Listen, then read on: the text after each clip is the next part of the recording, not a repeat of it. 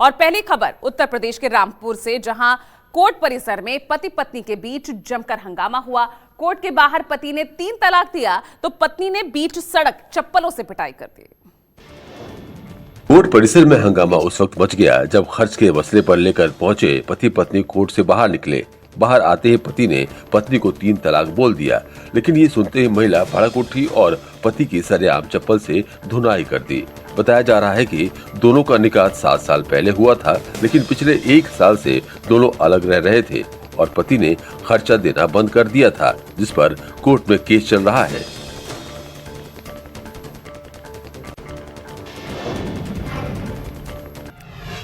और आगे बढ़ रहे हैं तेजस 24 में, क्योंकि हम खबरें दिखाते हैं आपको हर 24 सेकंड में, और 24 सेकंड में देश दुनिया की तमाम खबरें आपको दिखाने की कोशिश करते हैं। अगली क्या खबर है, देखिए। जानकारी के मुताबिक औद्योगिक थाना क्षेत्र में मोगरी टोल प्लाजा के पास एक युवक के साथ मारपीट की गई, जिसका वीडियो सामने आया है। 8 सितंबर को अंकित यादव शहर की ओर जा रहा था, तभी एक सफेद डिजायर कार ने उसका पीछा किया। मुगरी चौराहे के पास कार सवारों ने उसे रोककर जबरन गाड़ी में बिठाया और 10-15 मिनट तक पीटा। आरोप है कि अपहरण और हत्या की धमकी भी दी गई। फिलहाल पुलिस ने गौरव यादव, जितेंद्र यादव, अभिषेक वर्मा समेत 6 लोगों के खिलाफ FIR दर्ज की है। उत्तर प्रदेश के कानपुर में अश्लील वीडियो बनाकर महिलाओं को देह व्यापार में धकेलने वाला शातिर आरोपी पुलिस के हत्थे चढ़ गया। जानकारी के मुताबिक कानपुर के नौबस्ता में अश्लील वीडियो बनाकर महिलाओं को ब्लैकमेल करने और देह व्यापार में धकेलने वाले शातिर आरोपी को पुलिस ने फतेहपुर से गिरफ्तार कर लिया है। आरोपी केशव उत्तम अस्पताल की कैंटीन चलाता था और वही काम करने वाली महिलाओं को अपने जाल में फंसाकर दुष्कर्म करता था। पीड़ित नाबालिग के खुलासे के बाद आरोपी का मोबाइल मिला, जिसमें दर्जनों अश्लील वीडियो पाए गए। हमारी पुलिस की टीम ने इसको गिरफ्तार किया है और इसको पॉक्सो एक्ट की धाराओं में आज इसको जेल भेजा गया। उत्तर प्रदेश के मेरठ में कंप्यूटर सेंटर की आड़ में चल रहे एक स्पा सेंटर का पुलिस ने भांडाफोड़ किया। पुलिस की रेड में 8 महिलाओं समेत 12 लोग गिरफ्तार किए गए हैं। मामला मेरठ के नौचंदी थाना क्षेत्र का है, जहां एक कंप्यूटर सेंटर की आड़ में अवैध स्पा सेंटर चलाया जा रहा था। गढ़ रोड स्थित सम्राट शॉपिंग कॉम्प्लेक्स में एफेबल डिजाइनर के नाम से चल रहे इस सेंटर में पुलिस ने छापेमारी की। नौचंदी और मेडिकल थाना पुलिस की संयुक्त कार्रवाई में 8 महिलाओं समेत 12 लोगों को हिरासत में लिया गया है। सीओ सिविल लाइंस भी मौके पर पहुंचे और पूरी बिल्डिंग की जाँच कराई। ये कंप्यूटर सेंटर के नाम से जो है यहीं पर अभी प्राप्त हुई सूचना के अनुसार कार्रवाई की गई है, तो यहीं पे सत्यता मिली है। यूपी के कानपुर से एक सनसनीखेज वारदात सामने आई। यहां अमेजॉन डिलीवरी बॉय से चोरी करने वाले 5 शातिर आरोपियों को पुलिस ने धर दबोचा। घटना हनुमंत विहार थाना क्षेत्र की है, जहां पुलिस ने अमेजन डिलीवरी बॉय से चोरी करने वाले गैंग का खुलासा किया है। गिरफ्तार किए गए 5 आरोपी पहले अमेजन में काम कर चुके हैं और कंपनी की कार्यप्रणाली से पूरी तरह वाकिफ थे। ये लोग डिलीवरी बॉय की रेकी कर चोरी और लूट की वारदात को अंजाम देते थे। पुलिस ने इनके पास से 3 बाइक और अमेजन का चोरी का सामान बरामद किया है। पुलिस ने आरोपियों के खिलाफ मुकदमा दर्ज कर जेल भेज दिया है। लगभग 5000 का आता है और जो उसका डुप्लीकेट लगभग 500 का आता है, तो डुप्लीकेट वाला उसमें डाल देते थे, वो ओरिजिनल निकाल लेते थे, फिर कहते थे भाई हमको आपका माल पसंद नहीं है, आप इसको ले जाओ। तो इस तरीके से भी ये लोग।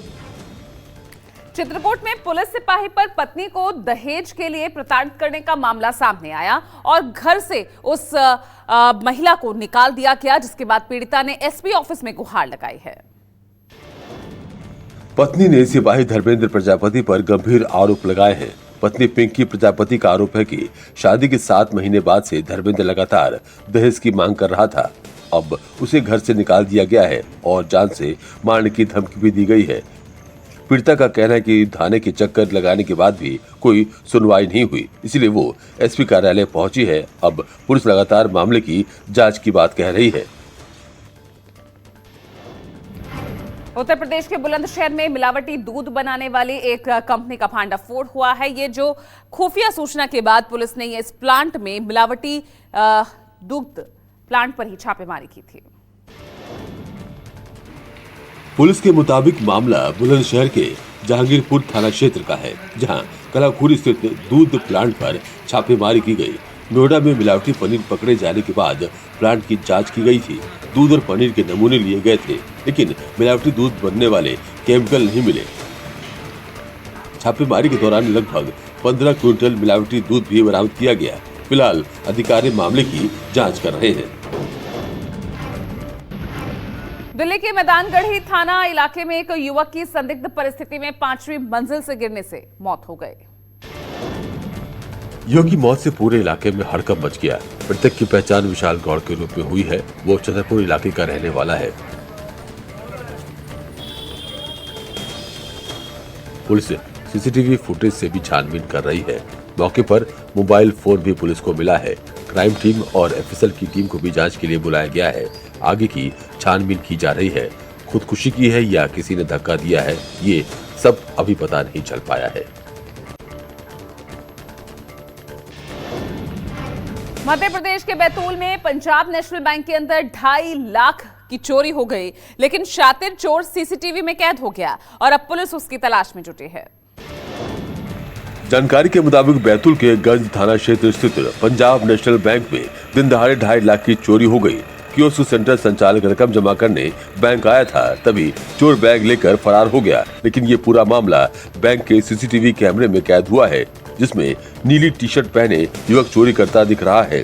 घटना के बाद बैंक में हड़कंप मच गया। फिलहाल पुलिस ने फुटेज खंगालकर चोर की तलाश शुरू कर दी है। दिल्ली के 30 हजारी कोर्ट में मारपीट का मामला सामने आया है। खबर देखिए। जानकारी के मुताबिक 70 साल की महिला अपने बेटे हर्ष और बेटी के साथ कोर्ट आई थी। उनके केस की पैरवी कर रहे वकील सैमुअल मसीह से फाइल मांगने पर विवाद हो गया। देखते ही देखते दूसरे वकील भी बीच में आ गए और हर्ष व उसके परिवार से मारपीट की। इस दौरान बुजुर्ग महिला के साथ भी धक्का मुक्की हुई। वीडियो में साफ देखने को मिल रहा है कि वकील किस तरह दादागिरी कर रहे हैं और बुजुर्ग महिला को घसीट रहे हैं और उसके बेटे की पिटाई कर रहे हैं। एक्ट्रेस दिशा पाटनी के घर पर हुए हमले पर बागेश्वर धाम के पंडित धीरेन्द्र शास्त्री का बयान आया। धीरेन्द्र शास्त्री ने आस्था के नाम पर हमला करने को पाकिस्तान जैसी स्थिति से जोड़ दिया। जानकारी के मुताबिक वाराणसी में बागेश्वर धाम के पीठाधीश्वर पंडित धीरेन्द्र शास्त्री ने दिशा पाटनी के घर पर हुए हमले की निंदा की। इस दौरान उन्होंने कहा कि किसी भी व्यक्ति द्वारा धर्म के नाम पर हमला करना घातक और निंदनीय है। धीरेन्द्र शास्त्री ने कहा कि अगर हर किसी की आस्था और विचारधारा का सम्मान नहीं हुआ तो देश की स्थिति पाकिस्तान जैसी हो जाएगी। संतों के प्रति आस्था रखना, इस देश में यदि द्रोह होने लगे या हमले होने लगे तो ये देश फिर भारत नहीं है, फिर ये देश पाकिस्तान है। इसको फिर पाकिस्तान घोषित करना चाहिए। और चलिए तेजस 24 के खबर के सफर को आगे बढ़ा रहे हैं और अगली खबर उत्तर प्रदेश से, जहां अलीगढ़ आगरा रोड पर एक कार में अचानक आग लगने के बाद धू धू कर जल गई कार। इस घटना में कार भले ही जलकर राख हो गई, लेकिन राहत की बात ये रही कि कार सवार दोनों युवक आग लगने से पहले ही कार से बाहर निकल आए। मोहम्मद आमिर अपने दोस्त रियाजुद्दीन के साथ हाथरस एक रिश्तेदारी में जा रहे थे। मंडरा कस्बा से थोड़ी दूरी पर पहुंचने पर कार के इंजन में अचानक धुआं निकलने लगा। देखने के लिए दोनों ने उतरकर कार का बोनट खोला तो उसमें से तेज आग की लपटें निकलने लगी। उन्होंने फायर ब्रिगेड को फोन किया, लेकिन टीम के आने से पहले ही कार पूरी तरह से जल गई। पूर्वी दिल्ली के जगतपुर इलाके में एक बिजली खंभे में आग लग गई। इलाके में अफरा तफरी का माहौल देखने को मिला। बताया जा रहा है कि अचानक खंभे से तेज आवाज के साथ चिंगारियां निकलनी शुरू हुई और कुछ ही देर में खंभा जलने लगा। आग इतनी तेजी से फैल रही थी कि इसकी लपटें आसपास के मकानों तक जा पहुंची। इससे कुछ घरों की दीवारें और खिड़कियां भी इसकी चपेट में आ गई। गनीमत ये रही कि खंभे के पास की दुकानें उस समय बंद थी, वरना कोई बड़ा हादसा हो सकता था। जानकारी मिलते ही फायर ब्रिगेड की टीम मौके पर पहुंची और कड़ी मशक्कत के बाद आग पर काबू पाया। उत्तर प्रदेश के महोबा में नशे में धुत ऑटो ड्राइवर ने रिहायशी इलाके में जमकर हड़कंप मचाया। तेज रफ्तार ऑटो को डिवाइडर से टकरा दी। मामला महोबा के शुक्रवारी बाजार इलाके का है, जहां तेज रफ्तार ऑटो अनियंत्रित होकर डिवाइडर से टकरा गई। बताया जा रहा है कि ऑटो चालक शराब के नशे में था, लेकिन गनीमत यह रही कि हादसे के वक्त ऑटो में कोई यात्री नहीं था, जिससे बड़ा नुकसान टल गया। ये घटना रिहायशी इलाके में हुई, जिससे मौके पर अफरा तफरी मच गई। फिलहाल सूचना के बाद पहुंची पुलिस ने ऑटो को अपने कब्जे में लेकर जांच शुरू कर दी है। उत्तर प्रदेश के सोनभद्र में खनिज माफिया बेलगाम हो गया है। बिना परमिट की गाड़ियां रोकने पर खनन अधिकारी पर गाड़ी चढ़ाने की कोशिश की गई। जानकारी के मुताबिक सोनभद्र में खनिज नदी बिना परमिट की गाड़ियां बेरोक-टोक दौड़ रही हैं। मारकुंडी बैरियर पर जब खनन सर्वेक्षक योगेश शुक्ला ने उन्हें रोकने की कोशिश की तो ट्रकों ने उन्हें कुचलने की कोशिश की। गाड़ियां न रुकती देख पुलिस ने पथराव किया, लेकिन 3 ट्रक टोल से वाराणसी की ओर भाग निकले। वायरल वीडियो कल रात का बताया जा रहा है। फिलहाल पुलिस की कार्रवाई पर सवाल उठ रहे हैं और विभागीय जांच शुरू कर दी गई है।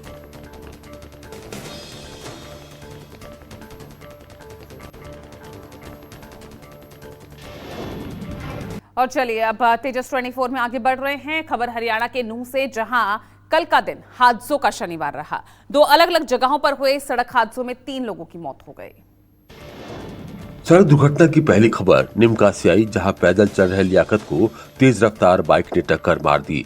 हादसे में लियाकत की दर्दनाक मौत हो गई। वहीं दूसरा सड़क हादसा फिरोजपुर जिरका के रावली गांव से सामने आया, जहां एक ट्रैक्टर को पीछे से डंपर ने टक्कर मार दी। हादसे में 2 लोगों की मौत हो गई। वहीं एक युवक गंभीर रूप से घायल हो गया, जिसका जयपुर में इलाज चल रहा है। दोनों ही मामलों में पुलिस कार्रवाई कर रही है और शव का जम्मू के भटिंडा इलाके में ब्रेक फेल होने से एक तेज रफ्तार ट्रक अनियंत्रित होकर दुकानों और खड़े दोपहिया वाहनों से टकरा गया और ये पूरी घटना सीसीटीवी कैमरे में कैद हुई। फुल रफ्तार और सड़क दौड़ती ट्रक।